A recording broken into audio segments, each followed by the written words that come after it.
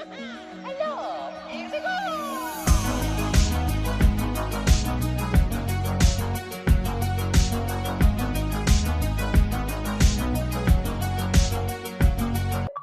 What's going on, guys? Billz here from AchievementLand, and I'm here with an achievement walkthrough for Murder Diaries. This game released onto the Xbox September 17, 2021 for a price of $9.99. It's a very easy completion. There's only 16 achievements, one for each level just for completing it. This game is just like Life of Fly. You just go around and collect the orbs. So I'm going to go around each level and show you where they are. And it should only take you about an hour to complete this game. It's a pretty relaxing completion, and the story is pretty interesting too. So just follow along, and thanks for watching. I hope this video helps you. Oh, and by the way, I shut off the achievement notifications in this video because they were popping very delayed, and some of them weren't popping, so I figured I'd just shut them off. And there's timestamps below for each level if you want to jump to a specific level.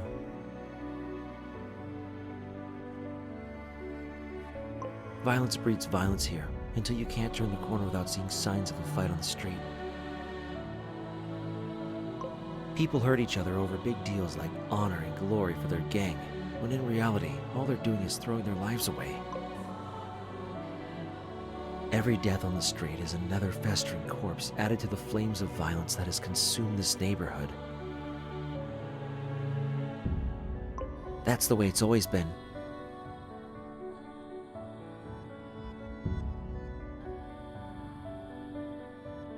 I was a fool to ever think I was above it all. Nothing has changed since I did what I did.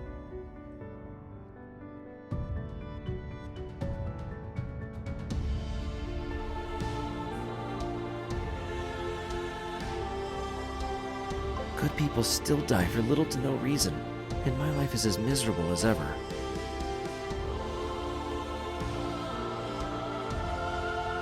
The only difference is the guilt weighing down on my conscience every day.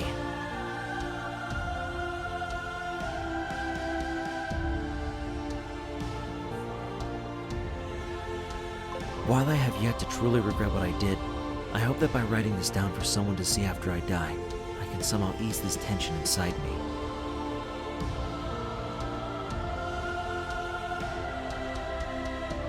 I don't expect confessing my sins on paper to do much for my soul, but at the very least it'll help take a load off my chest.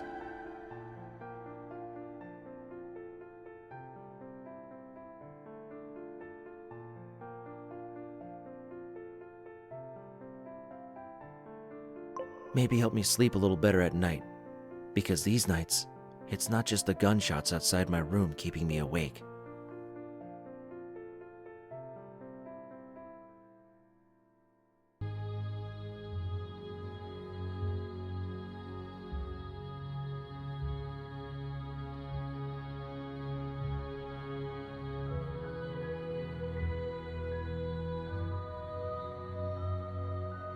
I was around 10 years old when my father was stabbed and killed by the Bloody Bishop's gang.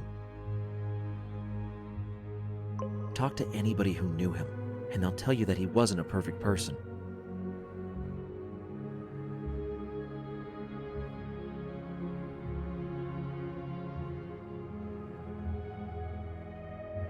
He was a member of the White Rabbits, a gang that butted heads with the Bloody Bishops for territory on a regular basis.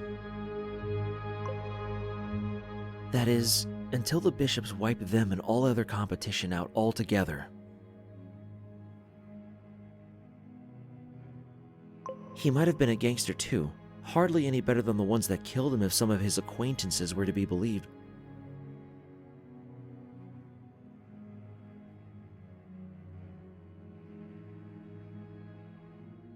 But he was still my father.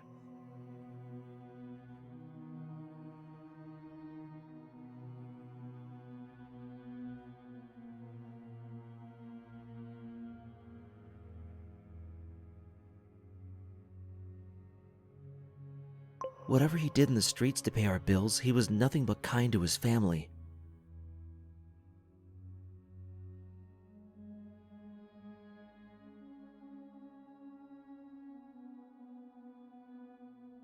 My mother loved him, my little sister adored him, and my older brother idolized him.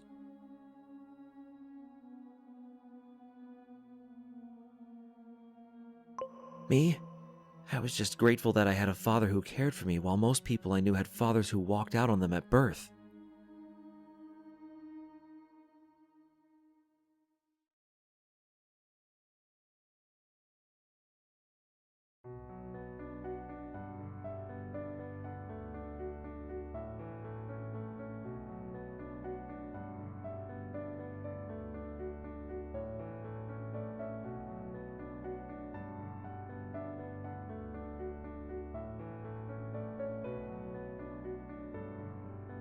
The night that he was taken away from me was the night that my life as I knew it came crashing down.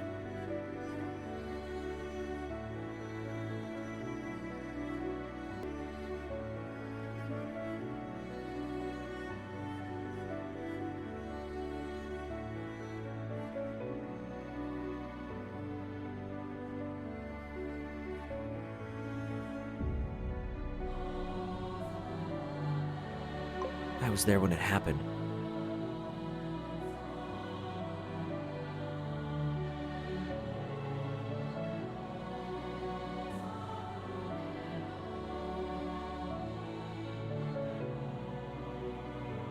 My father had just walked out of our house to go about his business as a member of the White Rabbits.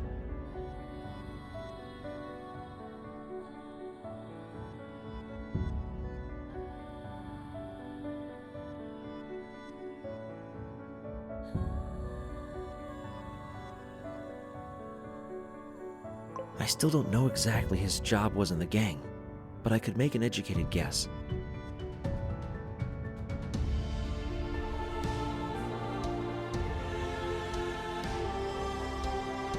It was a well-known joke in the neighborhood that the White Rabbit's fur was only white because of all the cocaine they were packing.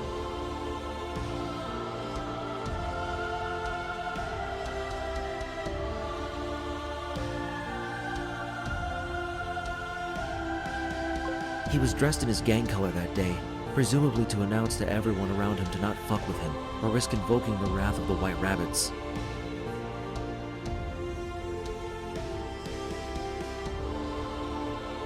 It ended up having the opposite effect.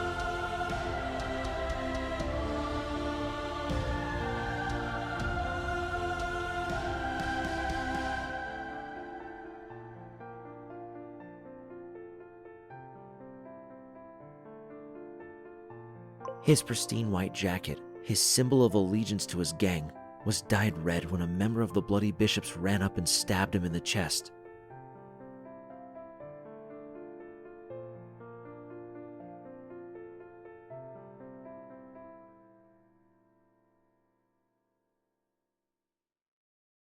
I can remember the sound of the knife piercing flesh.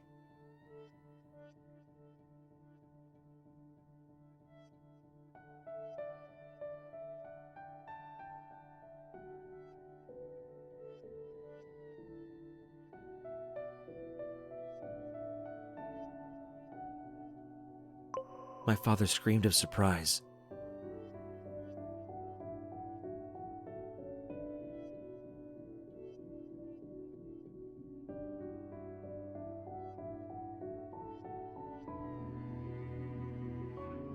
The fear in his voice and the cracking of his ribs as the knife forced its way into his heart.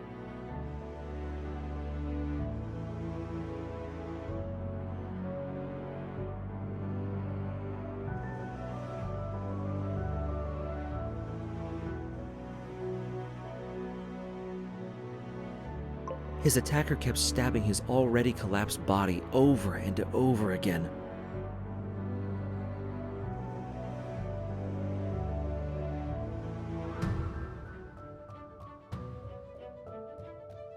Just to make sure that he was never going to get up again.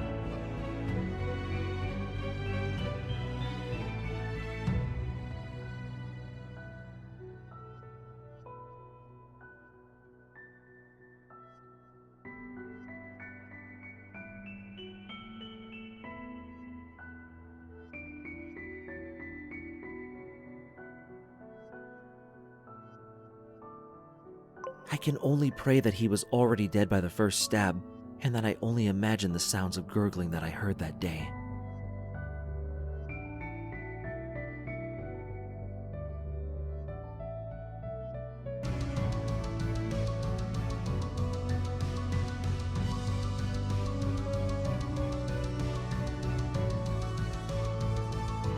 My father's killer was not a well-known gang member when I first saw him.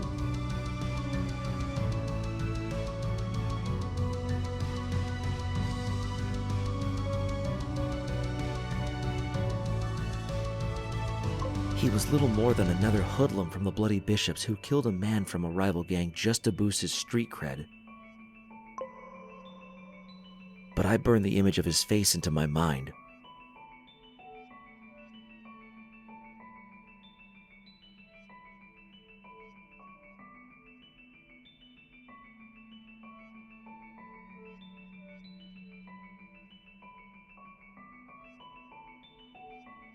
It haunted me every night for the remainder of my short childhood.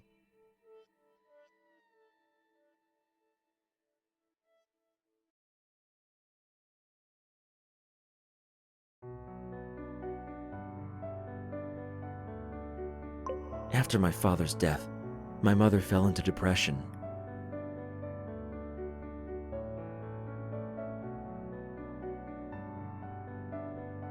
My sister and I tried our best to comfort her, but being children, neither her nor I could do much to help support our family.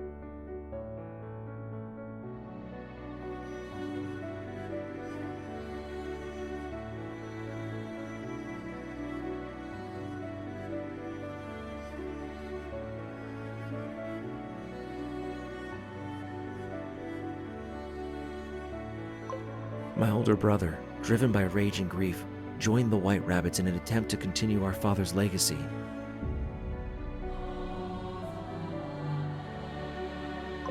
It might have been a legacy of crime and violence, but I suppose in his mind it was a way to keep our father alive in his heart.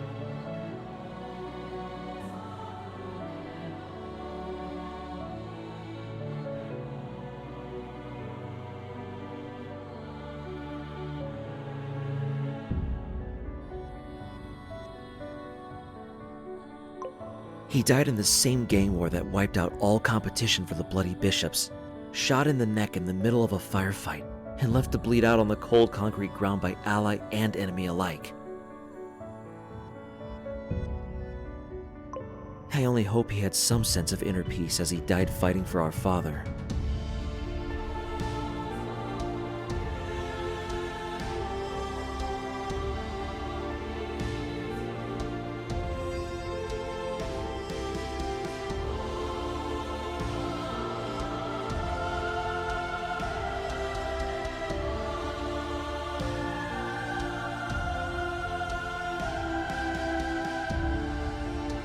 My mother was devastated after my father died, but she broke entirely when my older brother joined him.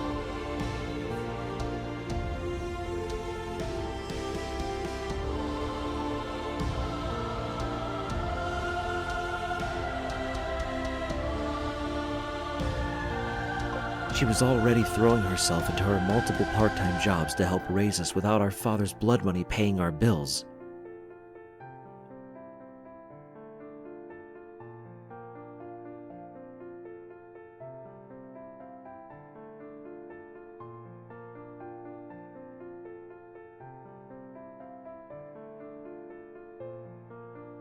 When my brother died, she hardly ever came home sober anymore.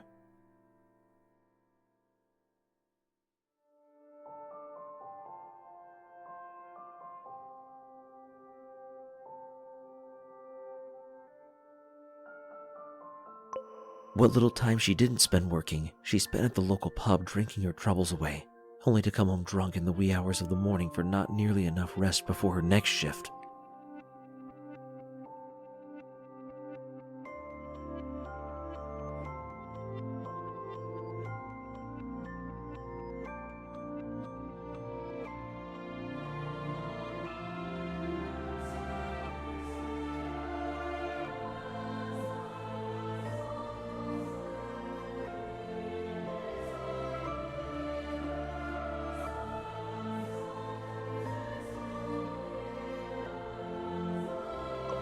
Because of that, I had to take over caring for my little sister, Natalie.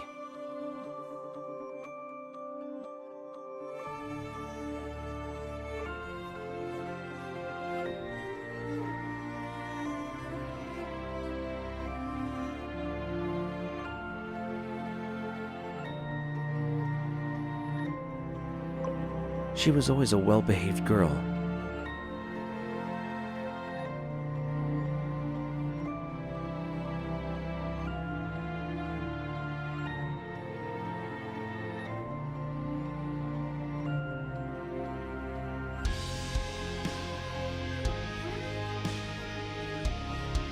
The most precious little thing in the world, not to mention unusually optimistic.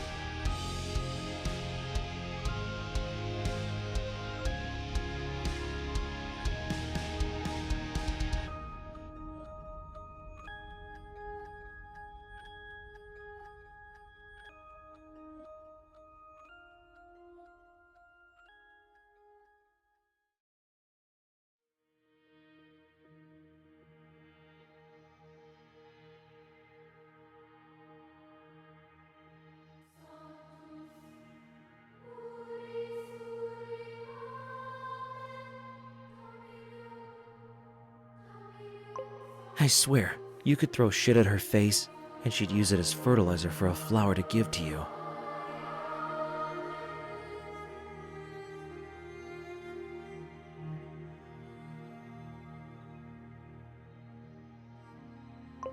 She was a welcome ray of constant sunshine in my otherwise bleak life, even if her absurd cheerfulness made me wonder if she had a few screws loose at times.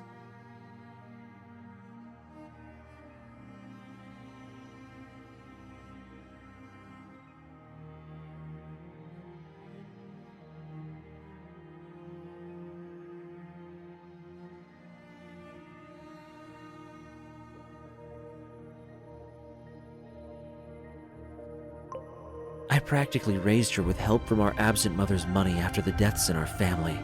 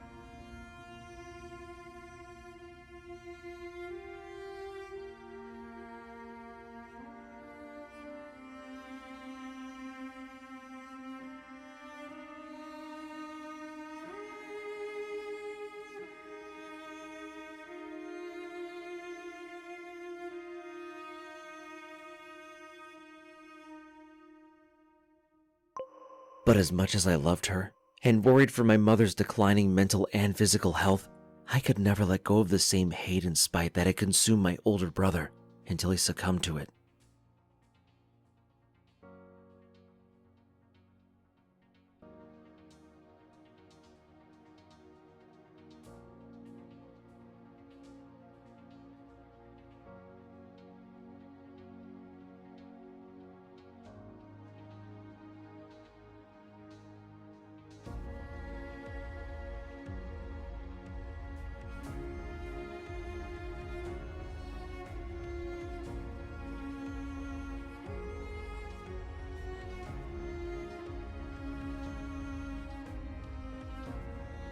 Since my brother couldn't carry out vengeance for our father, I decided to continue his work.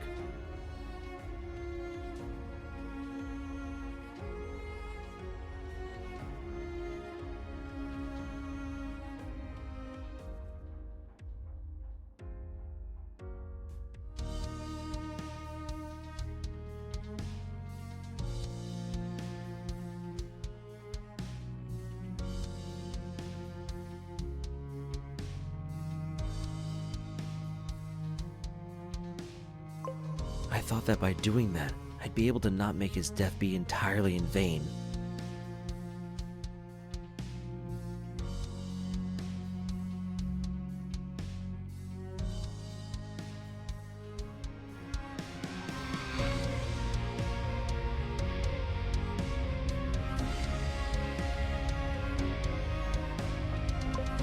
I was a lot more exact with vengeance than my brother was, though.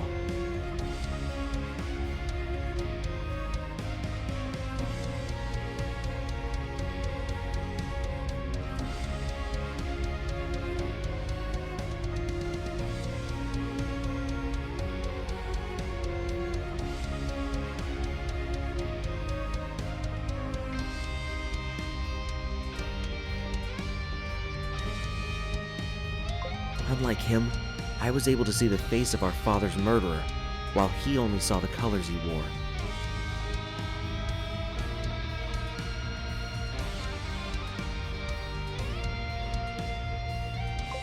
So when I spotted my father's killer years later swaggering around the neighborhood one day wearing the Bloody Bishop's red colors, I started planning.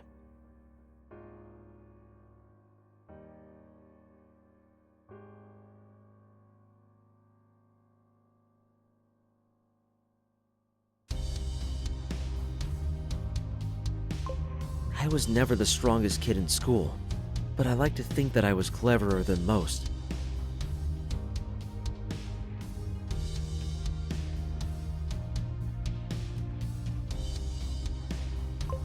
Being a bit, well, quite a bit on the short side, I also didn't stand out, no matter where I was.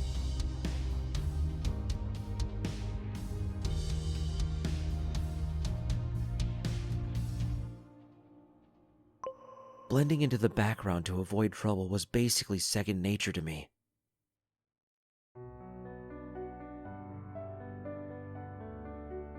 For once in my life, I was glad that I looked so unremarkable.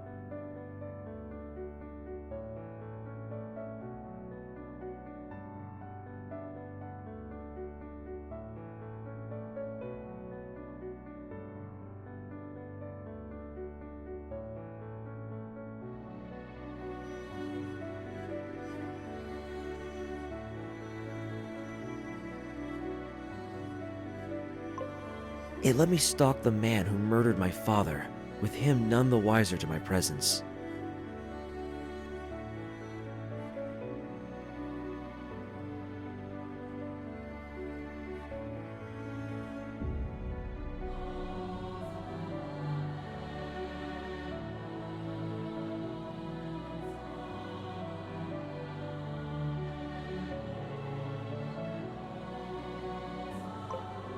He seemed to be on the young side, barely into his 20s by the looks of it.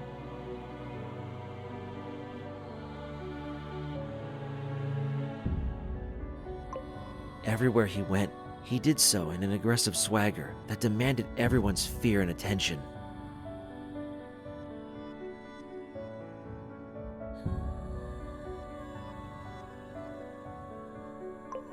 I can only assume that he was only a teenager when he killed my father. Not that that made him any less evil in my eyes.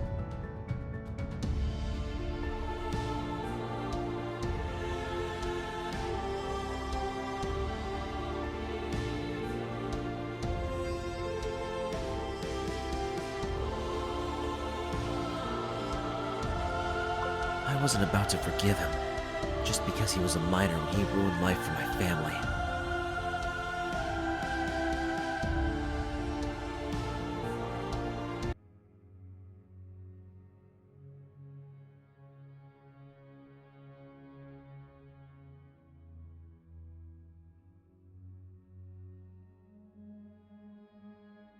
After stalking my father's murderer for weeks and memorizing his usual routes and routines, I finally learned his name, Sam Tenshanks Smith. Yeah, I was a bit confused about the nickname too at first. Then I overheard him bragging to some mates about the story that earned him that prestigious title.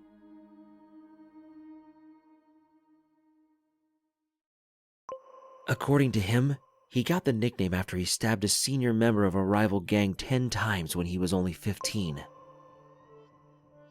A rival gang called the White Rabbits that no longer exists after the Bloody Bishops put an end to them, once and for all. He even claimed that he was part of the final firefight.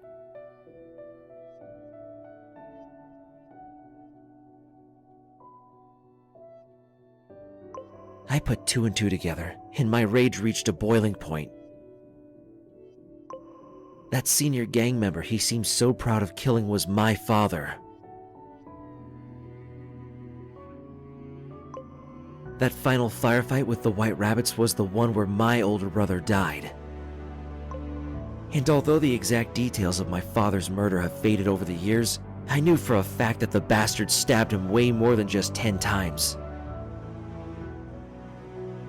At the time, it felt to me like 10 Shanks reveled in killing members of my family. But deep down, I knew he was just some punk who killed for the glory he got from it. A simple-minded mad dog that the bloody bishops pat on the head every time he's sent out to kill their enemies.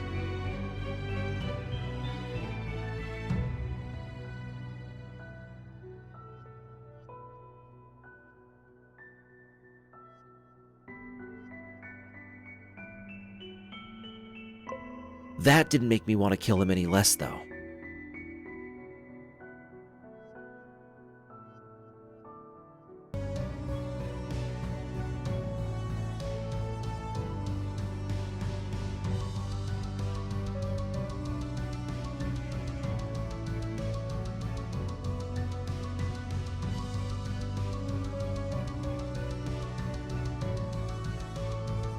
I waited until I knew all of Sam's little habits by heart before striking.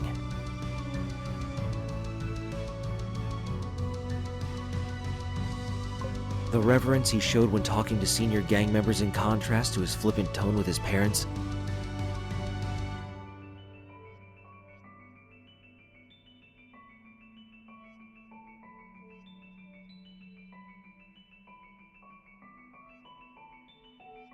The favorite shows he'd always make time for to watch at home every week.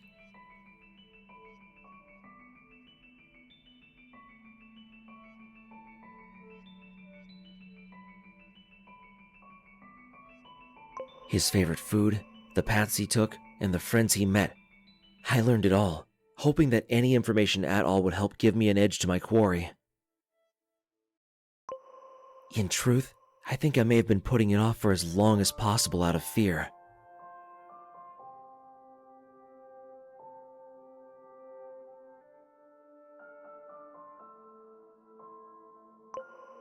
I'd never even been in a fight before, yet here I was planning to commit premeditated murder.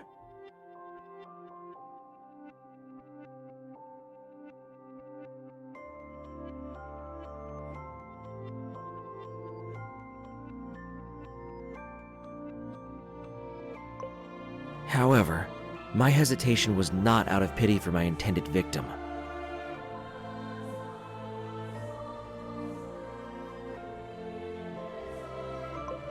Had I been given the opportunity to do so without consequence, I would have jumped at the chance to kill him.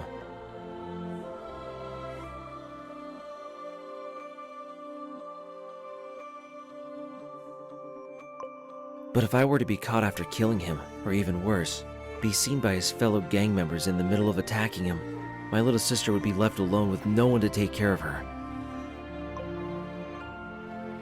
Our mother sure as hell wouldn't have been able to.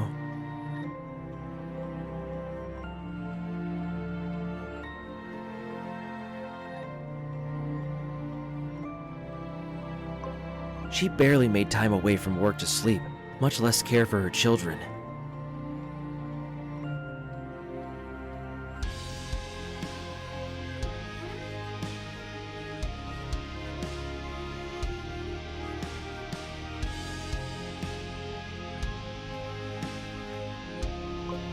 I don't blame her for it, but it meant that taking care of Natalie was entirely on my shoulders.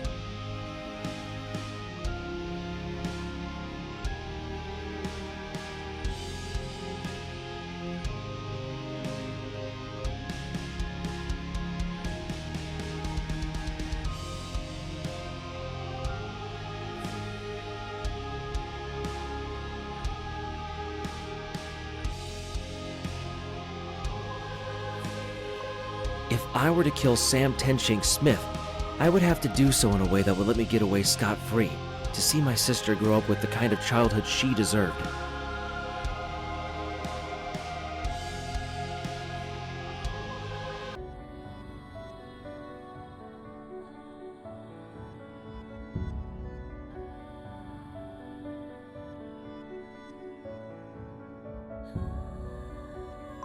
Other than his usual routes and hangout spots, I also studied the way Sam fought in a few brawls I managed to catch him in.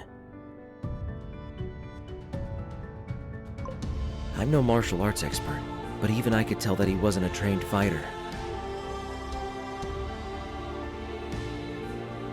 Sure, he was taller than the average guy, and from the looks of it could throw one hell of a punch, but his techniques were sloppy despite his clear strength.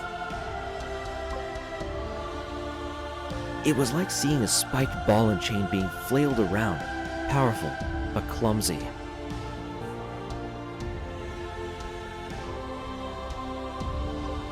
He always starts fights with a right hook that he puts all of his strength in, presumably in hopes of finishing the fight in a single punch. It always leaves him staggering from the weight of his own punch, though his victim is always left much worse off.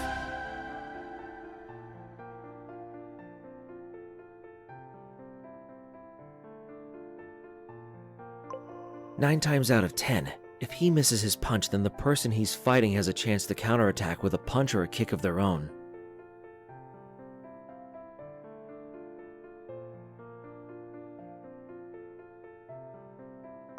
I took note of that fact in particular.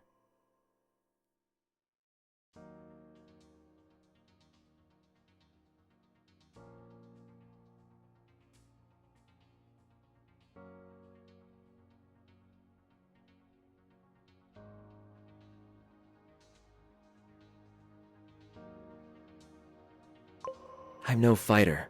I'm probably the furthest thing from someone you'd think would pick a fight with a known gang member. The closest thing to a fight I'd been in was kicking an aggressive stray dog that was growling at my sister.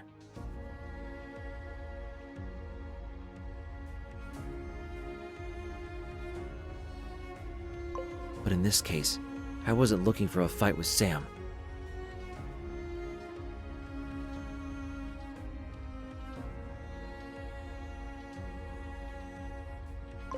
I didn't need to brawl with him to prove that I was better, or any of that rubbish.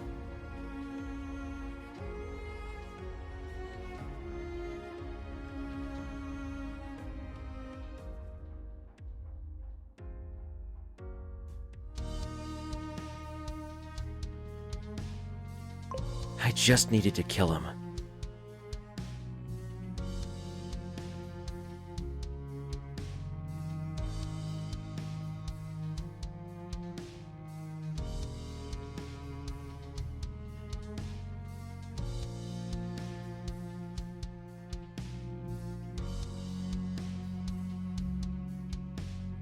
One of Sam's most frequented spots at night was the local burger joint.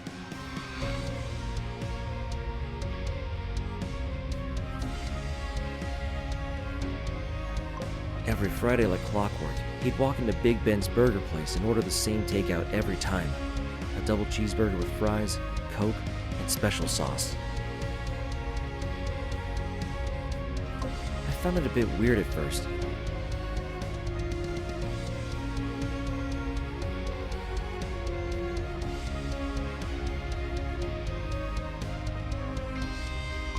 I'd expected someone like him to be drinking long into the night at a pub or a bar somewhere, not chowing down on a burger in some small mom-and-pop shop.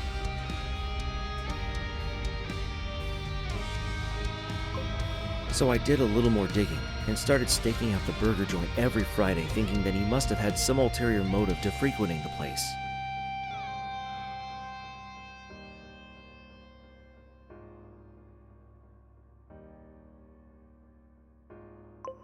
Turns out I was right.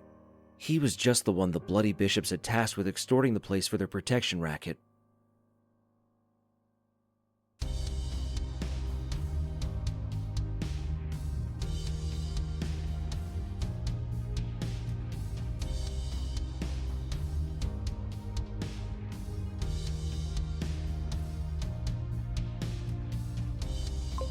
That special sauce he loved to order so much was really just $500 tucked under the food in the brown delivery bag.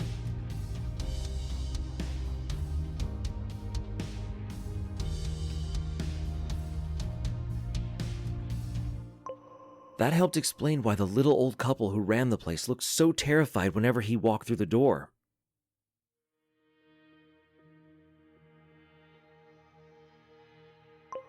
On days when he was feeling especially dickish, he'd even mess with some of the sit-down customers before he left, flipping over their drinks, feeling up women's skirts, stealing food even though he already got some for free, that sort of thing. As if I needed any more justification for killing him.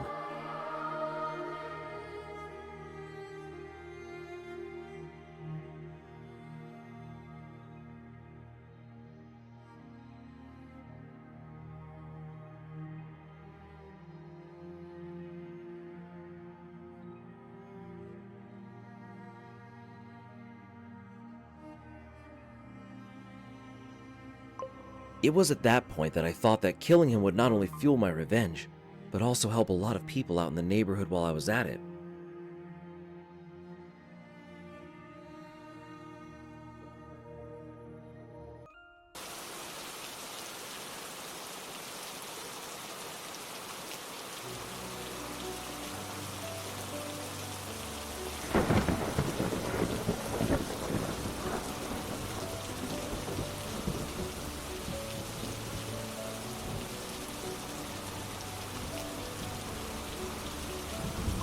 It was on a rainy Friday night when I decided to carry out my father and brother's revenge.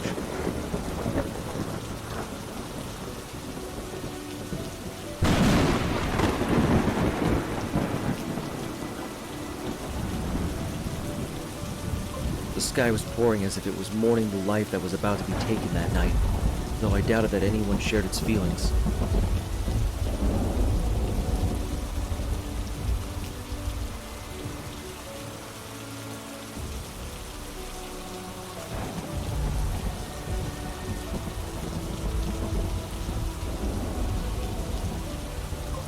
Certainly not me, since I was the one waiting out in the rain for the chance to take it.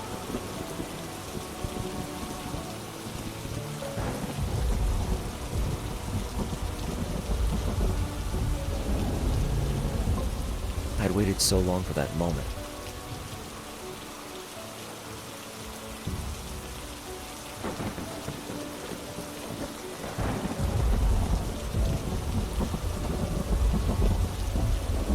All my silent stalking and meticulous planning and holding on to grief for the sake of vengeance. It was all to lead up to that one moment when I could take the life of the man who ruined mine.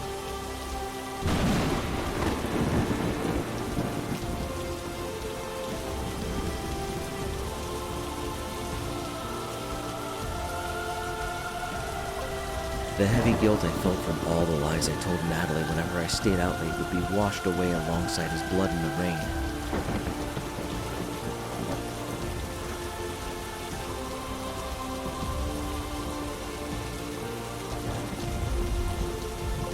At least, that's what I thought as I gripped the knife so hard my knuckles turned white.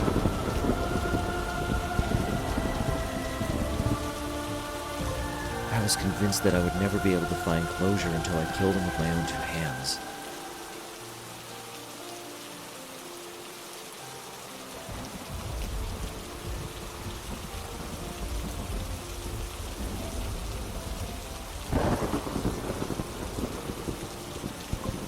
But as I stood there with my disposable raincoat's hood up in the alley with the pitch black sky pouring down on me, I almost wished that he wouldn't show up.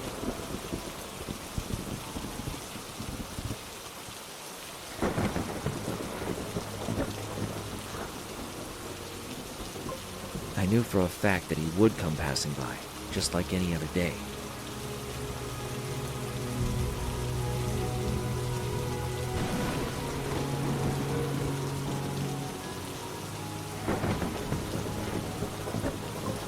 Even if he didn't want to be outside, the Bloody Bishops weren't going to let a little rain keep them from their sweet, sweet extortion money.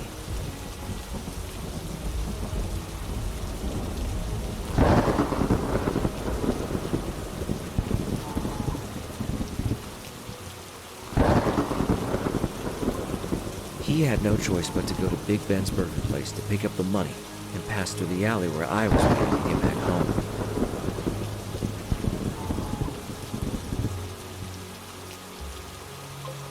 I planned for this night for the past year, going through every scenario in my head to make sure that I would not be caught no matter what.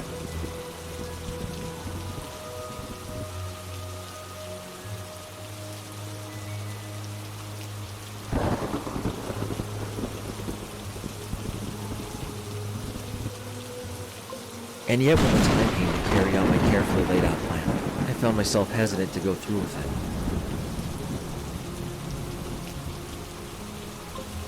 However, it wasn't cowardice that held me back.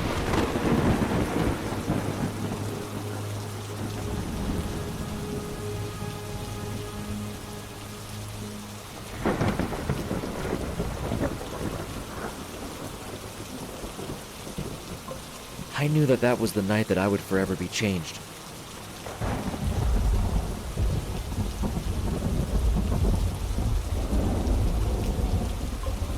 Even if nobody but me will ever know it, I would no longer be Jack Spencer, the kind older brother and dutiful son from that night on. The moment I plunge my knife into him, I'll become a murderer. The very sort of scum that took my father and brother away from me. And turned my loving mother into the neglectful alcoholic she is now.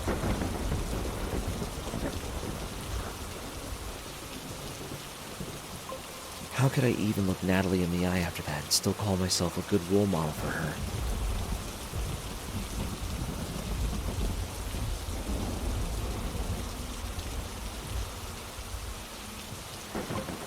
It took so much for me to convince myself that it was worth it, and even then, I remained unsure.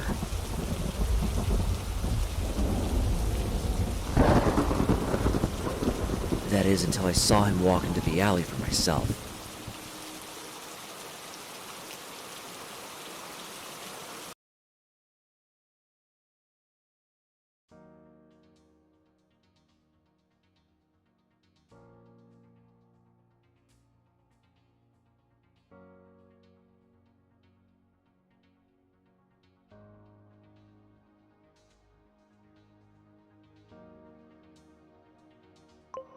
The bastard bumped into me and said something along the lines of, "Out of my way, little bitch," as he did so.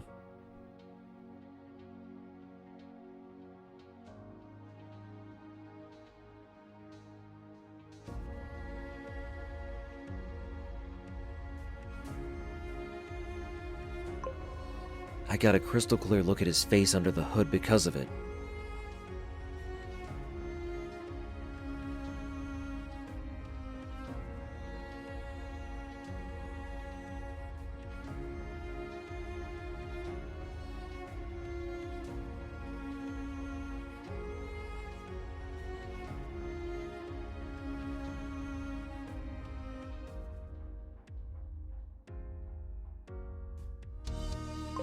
Aside from the bear's tints of stubble on his chin, he looked exactly the same as he did the day he killed my father in front of me.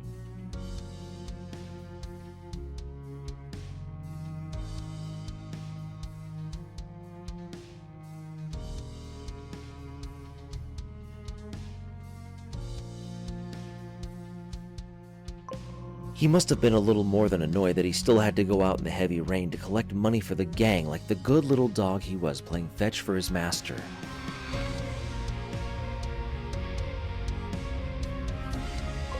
He wasn't wearing a raincoat or holding an umbrella.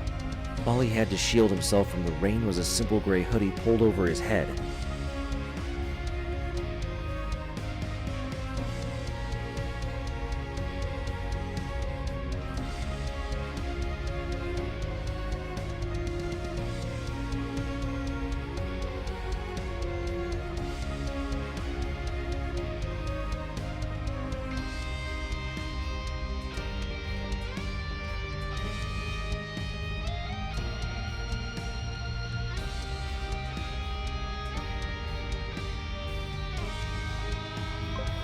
I guess that he must not have looked into the weather forecast for the area, like I did in preparation.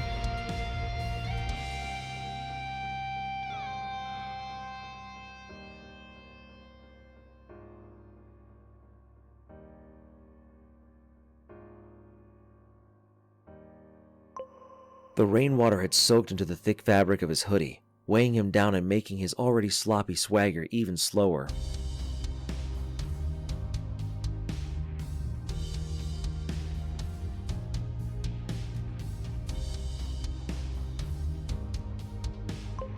His sagging trousers, which he already wore way lower than should be practical, were now like wet weighted shackles around his ankles.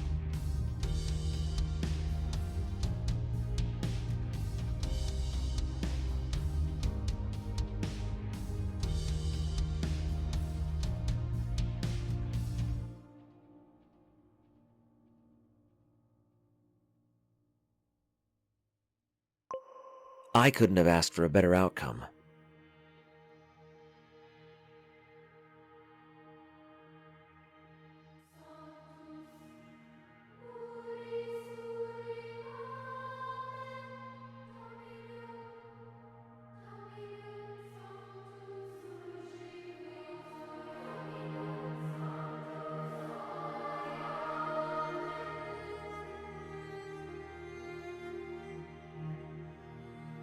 I waited until he had his back to me.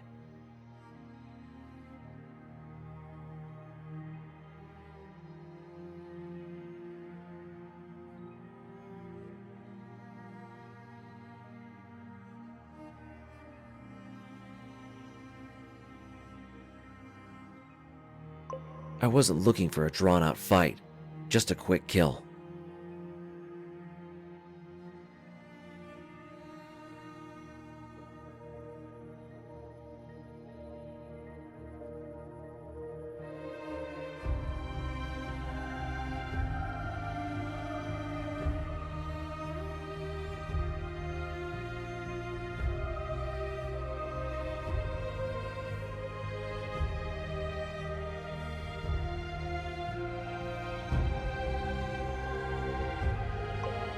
I thought that if I was lucky, I'd be able to take him out in one fell swoop by stabbing him in the back.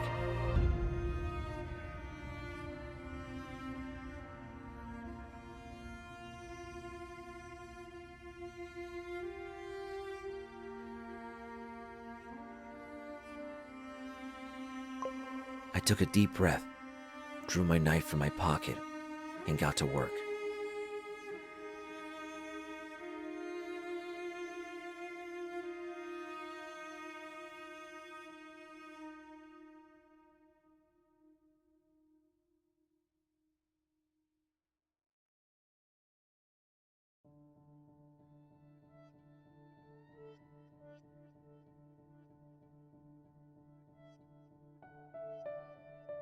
My first thought when planning Sam's death was to use a kitchen knife, but I'd read that their handles tended to slip when used for stabbing and ended up hurting the person holding it.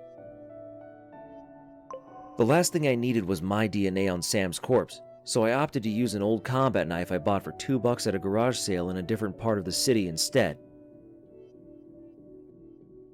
Of course, I also wore gloves to make sure that I didn't leave my fingerprints anywhere near the crime scene.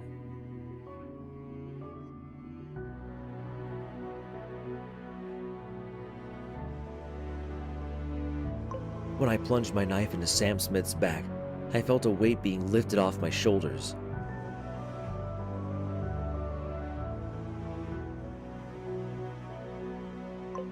Then, the cracking of his spine at the tip of the knife.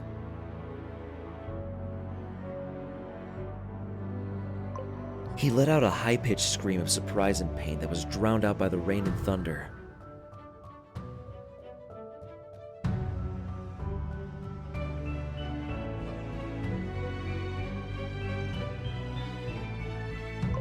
I was sure that he was already done for by the first stab.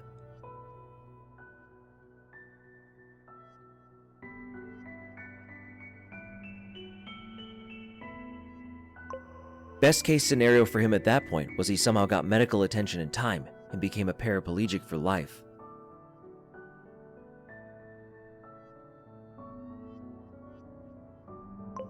That wasn't enough for me, though.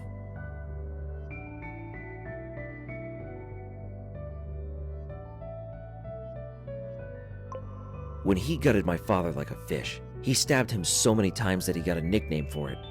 I was about to return the favor in kind. I brought my knife down on his back over and over again. I lost count of how many times by the 10th stab.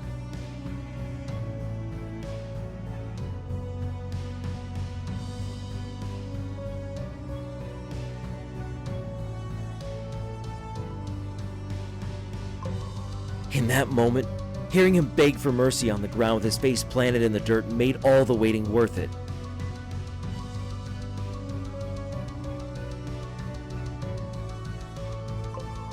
Though he couldn't see me with his hood now draped over his face, a part of me wanted him to know who I was before he died.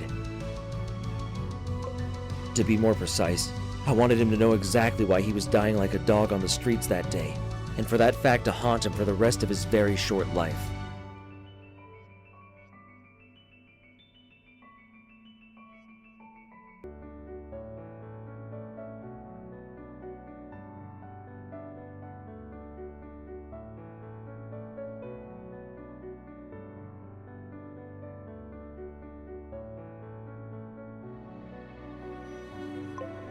I flipped Sam over on the ground.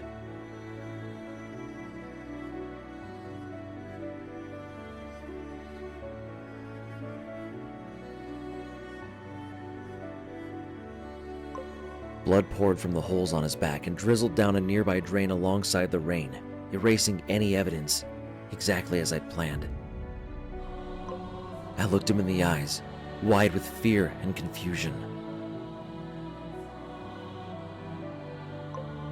I wasn't wearing any gang colors, just a plain clear raincoat splattered with blood and dripping with rainwater over nondescript clothes that any witness would have had a hard time remembering. He must have been racking his brain for gangs that I could have belonged to. He opened his mouth again, probably to ask me why I was doing this. I slashed him across the throat before he could get a word out, but I gave him an answer anyways. I told him exactly who I was, the son of the man he killed to earn this stupid little nickname. I don't know if he even remembered who my father was anymore.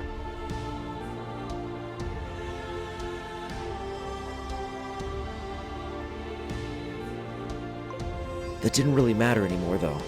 He wouldn't have been able to give an answer while choking on his own blood. I watched as the life faded from his eyes.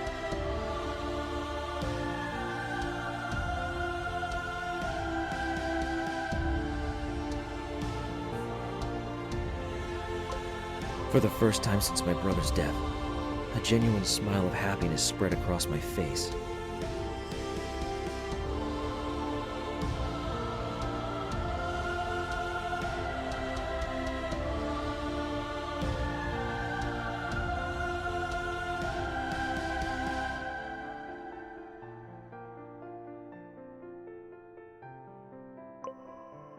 It was the last thing Sam Tenshank Smith saw before I sent him to hell with one last stab to the eye.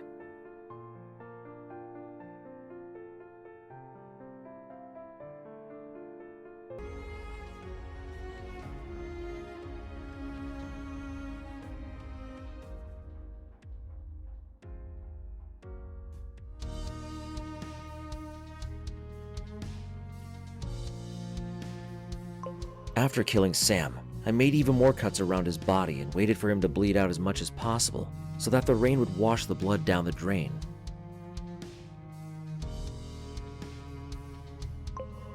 I knew that nobody would come around the alleyway. Sam himself chose to use the alleyway as his usual route because people hardly ever came by, making it less likely that anyone would see him while he was carrying his extortion money. Once most of the blood had been drained from his corpse, I dragged him over to a nearby dumpster and threw him inside.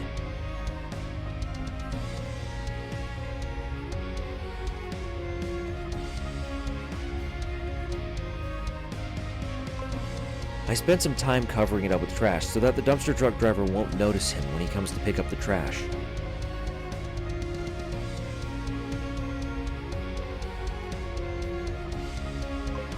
I also threw the knife I used to kill him down the drain to be forever lost in the sewers.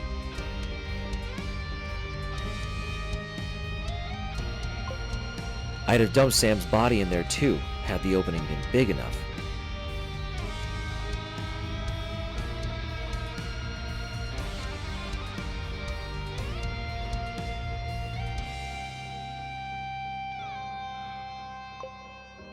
I then washed off the blood from my raincoat with the rain, pocketed it, and used a collapsible umbrella to make my way home.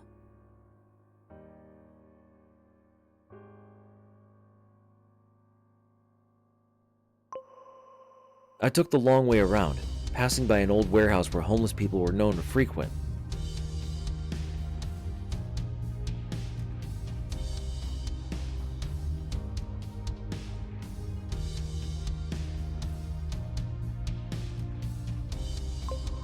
As expected, There was no one there at night.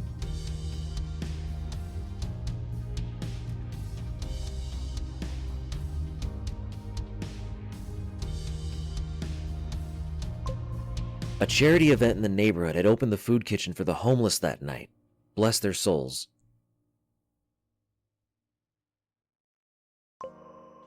I used one of the trash cans that the homeless had been using as a makeshift fire pit for the warmth to burn the raincoat I wore during the murder. I arrived home before my mother did, with no one the wiser.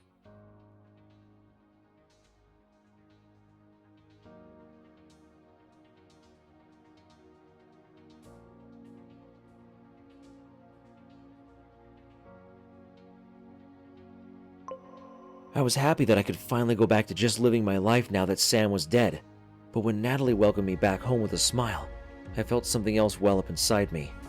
Shame. Not of being a murderer, but of not being the same good person Natalie clearly thought I was.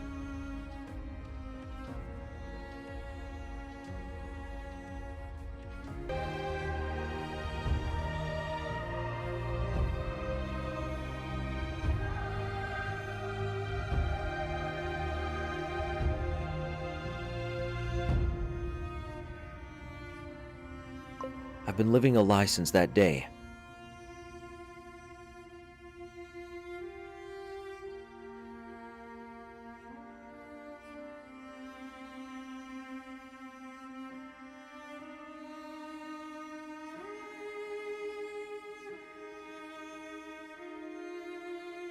Pretending to be a kind and helpful older brother to my little sister who had no idea of what I'd done.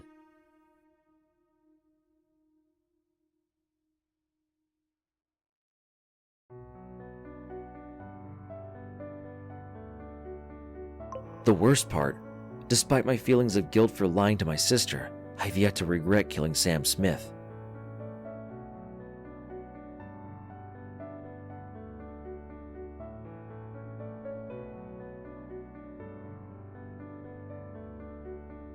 I replay his murder over and over in my head every night, but it doesn't haunt me.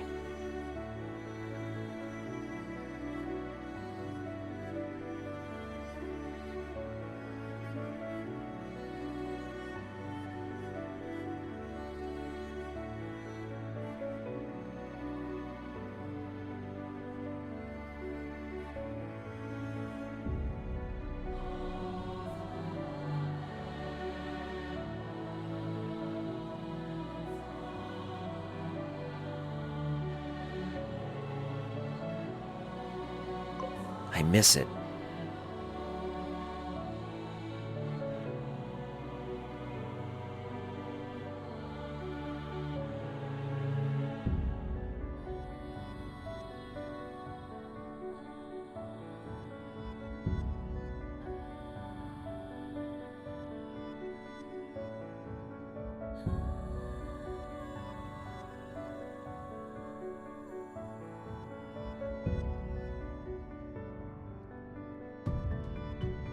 That feeling of power over another human being.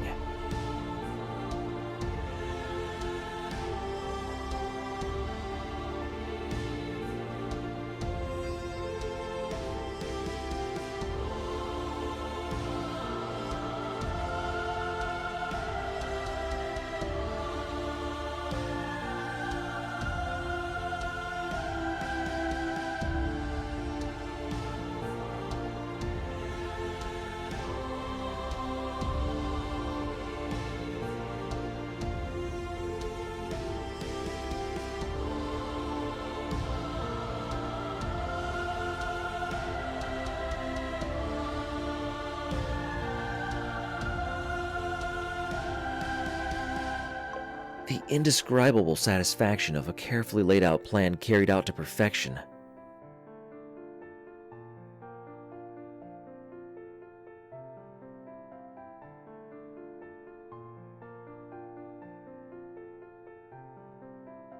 The catharsis that came after I unleashed all the righteous indignation that had been welling up inside me since I was 10 years old.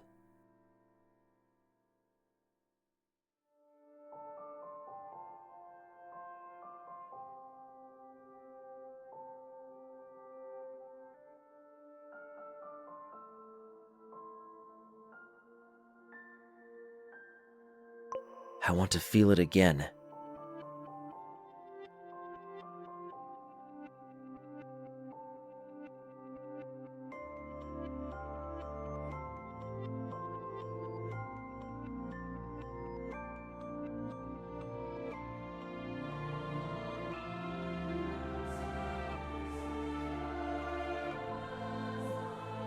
Only my love for Natalie has been keeping me away from the urge to experience the thrill of killing once more.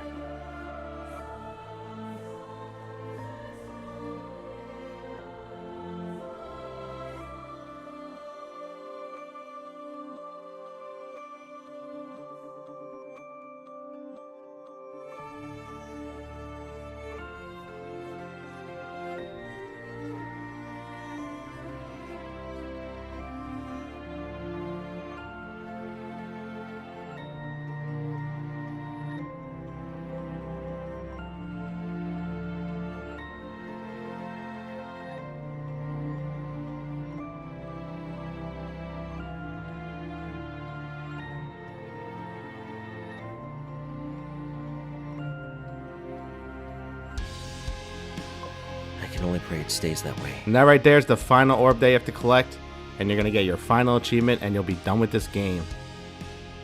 So that's it, guys. That's the achievement walkthrough for Murder Diaries, which is out now for $9.99. Thanks so much for watching. I hope this video helped you. Leave a like if it did, and I'll catch you guys next time here at AchievementLand.